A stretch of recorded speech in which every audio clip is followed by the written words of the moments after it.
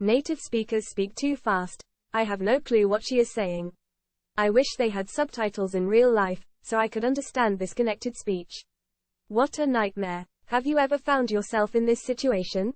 You are not alone, and it is a common feeling between native speakers within a country and second language learners. People all over the world feel this way, but sometimes, you need to know what they are saying and can't just pretend via a smile and a handshake. So, what are your options? Usually, conversations with a rapid register are slowed down by people with poor speaking skills and impediments, and it is important to wait for these people and to empathize. The reality, however, is that in the world of business, time is money, so waiting isn't a luxury that your clients, colleagues, or you always have. There are many tricks that can be used, but they are not all equal. Slowing down a conversation, playing stupid, acting embarrassed, using a translation app, asking a third party for help, or asking people to repeat themselves can work, but it's frustrating for all people involved. It will also result in your customers not wanting to do business with you, your colleagues avoiding and treating you in a less intelligent manner than you are, and you will subconsciously fall into and play this role. Don't do it. Stop now. We are going to go through connected speech, active listening, and paraphrasing, and we are going to develop a solution that will work for any language in any situation, whether it be a face-to-face conversation, a teleconference, a Zoom meeting with cameras, and radio communication. Our solution makes communicating in a second language or with second language learners much more engaging, and it's a recipe for success in that you will begin listening more acutely through the art of paraphrasing and follow-up questions, and most importantly, you will start the process of developing confidence in communication that can be literally used for any language and social situation. Connected speech happens when native speakers or individuals speaking at a high level use the language with a rapid register. Basically, words bump into each other, so speech happens more quickly and normally.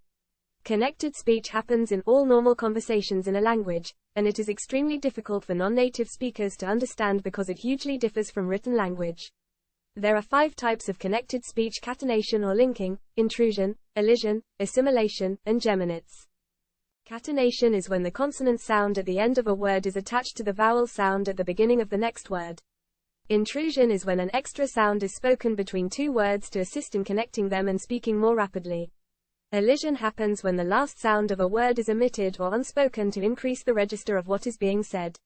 Assimilation is when 2 sounds are blended together to form a new sound. And finally, geminates are when doubled consonant sounds occur in 2 words that are juxtaposed and are connected to elongate them into one sound. Connected speech is similar to contractions and ellipses as they are used to speak faster. Let's take a look at the examples. Written text: Can I have a bit of egg? Versus connected speech: Can I have a bit of egg? The only way to improve one's understanding of connected speech is to practice speaking and to improve one's active listening skills. Listening is absolutely the most fundamental component of good interpersonal communication, and active listening is a conscious process that involves one's full attention in which statements are followed up with appropriate verbal and non-verbal responses. Active listening is a skill that can be gained and improved upon through practice, as it is difficult, and it not only involves hearing what is said but listening with all senses and comprehending what is said.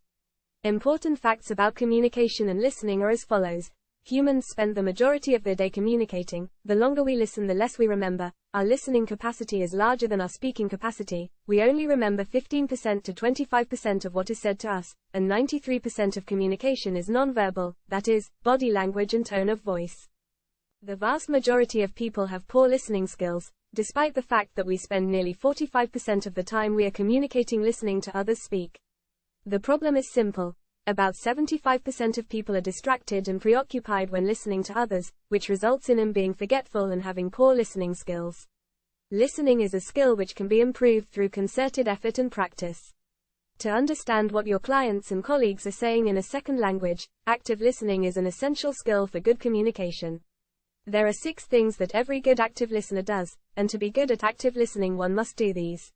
1 must pay attention, ask open-ended follow-up questions, ask clarifying questions, paraphrase what has been said, summarize what has been heard, and empathize with how speakers are feeling. Paraphrasing is simply restating something that is spoken or written in different words in a simpler and shorter form, and in our opinion, it is the key to active listening and understanding connected speech. To be effective at paraphrasing, one needs to actively listen and grasp the main points and underlying message of a speaker. The recipe for success is not asking someone to repeat themselves, but restating what they have said in a reworded and shorter format using synonyms. Instead of saying, "Can you repeat that, please?" you should be saying, "So, what you are saying is." This will automatically get the speaker to correct what has been misinterpreted and lead to a better conversation in which you are treated as an equal and with respect. Active listening, in combination with good paraphrasing skills, are essential in good communication and will take your speaking abilities in English to a new level. Thanks for joining us in our discussion regarding the importance of active listening and paraphrasing to improve your speaking skills to take your English language abilities to the next level. We hope that you are able to use these techniques to engage with customers and colleagues in a manner that allows you to use English as a tool for business communication with confidence.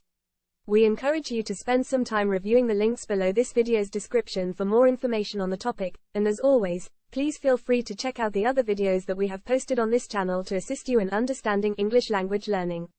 Please like, share, and subscribe. We wish you the best of luck, and hope that you achieve the success that you deserve.